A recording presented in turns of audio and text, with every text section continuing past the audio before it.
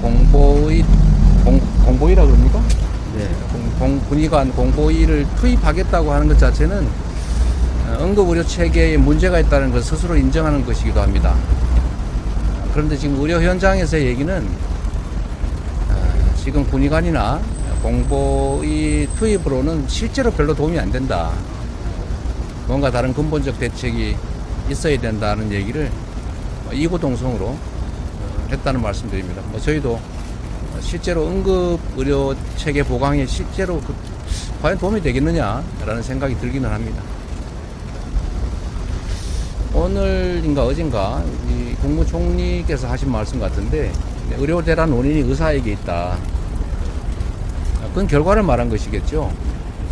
의료대란의 원인은 개혁을 하려면 정말로 복잡한 이해관계자들에 대한 설득, 대화, 의견 수렴 과정이 필요한데 그런 거 다 무시하고 일방적으로 급하게 강경하게 밀어붙이는 것 때문에 생긴 문제입니다. 사실은 지금은 의료개혁이라고 하는 장기 목표가 개혁의 추진 방식, 강도, 기간 이런 문제에서 전부 실수 또는 실패했기 때문에 의료개혁 목표 자체가 그 목적 자체의 정당성이 훼손되고 있는 상태입니다.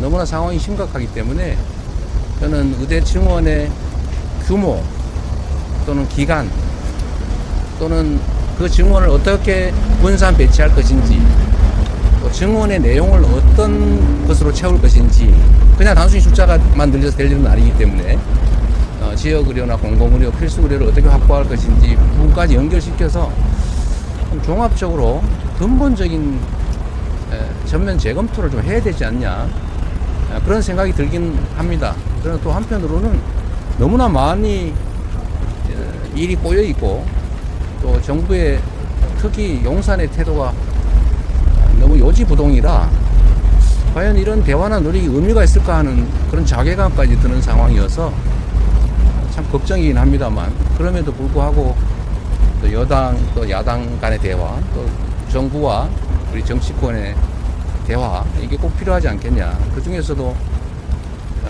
현장의 당사자라고 할 수 있는 의료계와의 좀 터놓고 하는 좀 열려있는 자세의 대화 소통이 꼭 필요하겠다.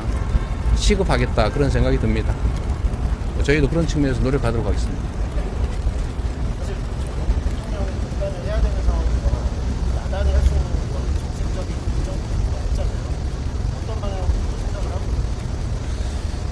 그게 제일 답답한 면이죠. 그러니까 과연 야당이 나서서 합리적 대안을 만들고 또 의료계와 일정 정도의 의견 접근을 만들어내고 심지어 여당과 야당 사이에 일정한 의견 접근이 이루어진다 한들 과연 그게 정부에 의해서 수용될 것인가를 생각해 보면 사실은 매우 비관적이죠.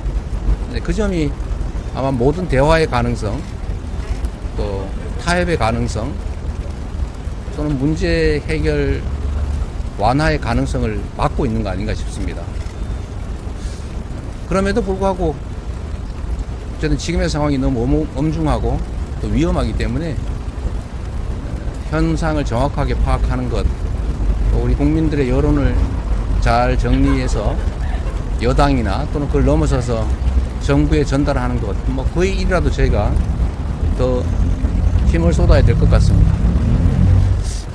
조금 전에 지금 이 병원에서 제시한 자료를 보니까 응급실 내원 환자 수는 줄었는데 중환자로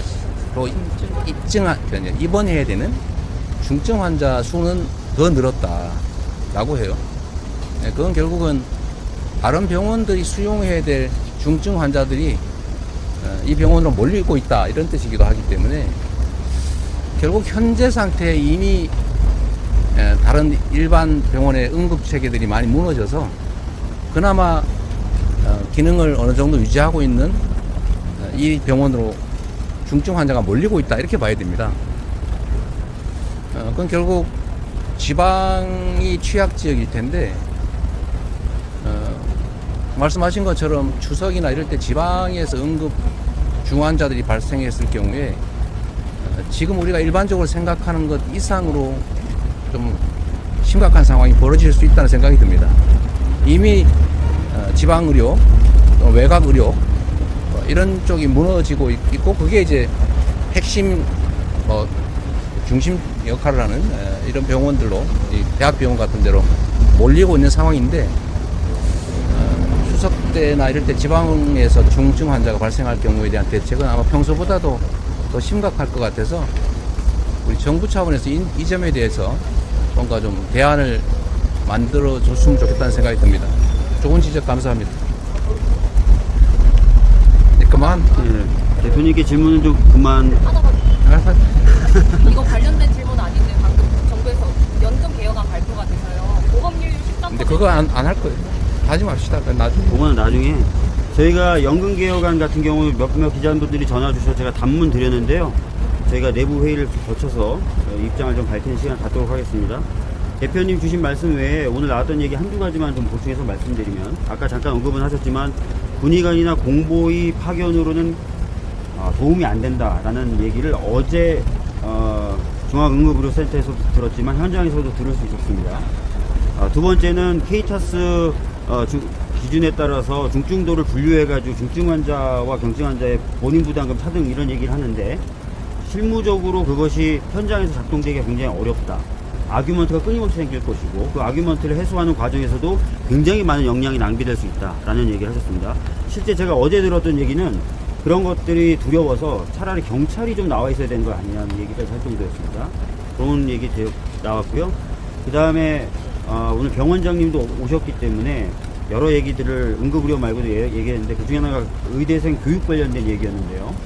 지금 2학기 수강 신청률이 4, 5%대밖에 안 된다는 거예요. 대규모 유급이 현실화될 수밖에 없는 상황이고, 내년도 교육이 거의 정상적으로 이루어지지 못할 것 같다는 우려를 저희 쪽에 전달을 하셨습니다. 그런 부분도 오늘 응급의료와 관련된 건 아니지만 최근 상황에 관련돼서 얘기가 나왔다라는 말씀드리겠습니다. 네, 여기까지만 하시죠. 네, 마치겠습니다. 네, 고맙습니다. 수고하셨어요. 잠시 주목해 주시기 바랍니다. 구독자분들에게 특별한 선물을 준비했는데요. 제가 항상 여러분들 때 강조드리는 말씀이 있습니다. 이슈와 뉴스만 꾸준히 챙겨보셔도 충분히 돈을 벌 수 있다고 말씀드리는데요. 여기 보이시는 채널의 영상을 보시면 어떤 생각이 드시나요? 그냥 눈에 보이시는 뉴스와 영상만 보시고 아무 생각이 없으신가요? 그렇다면 저는 잘못된 것이라고 말씀드리고 싶습니다. 그 이유가 무엇이냐면, 제가 8월 초에 뭐라고 말씀드렸나요? 지금은 바이오에 관심을 가져야 한다라고 뉴스만 보고 넘기지 마시고 투자를 직접적으로 생각해봐야 한다고 말씀드렸는데요. 이런 썸네일들과 영상을 통해서 충분히 구독자님들께도 전달이 되셨을 겁니다. 이런 바이오 이슈가 되었을 때 부자들은 어떻게 생각할까요? 바이오 관련주는 무엇이 있는지, 어떤 종목이 가장 좋을지, 어디에 투자해야 돈이 몰릴 수 있는지 자연스럽게 생각한다고 말씀드렸습니다. 지난번에 구독자분들과 함께하는 주식으로 수익 내기를 진행했었는데요. 100% 무료로 진행을 했고, 이 사진을 보시면 아시겠지만 구독이라는 문자 메시지를 남겨주신 모든 시청자분들께 이렇게 바이오 관련주 중에 가장 급등할 확률이 높은 딱 한 종목을 드렸습니다.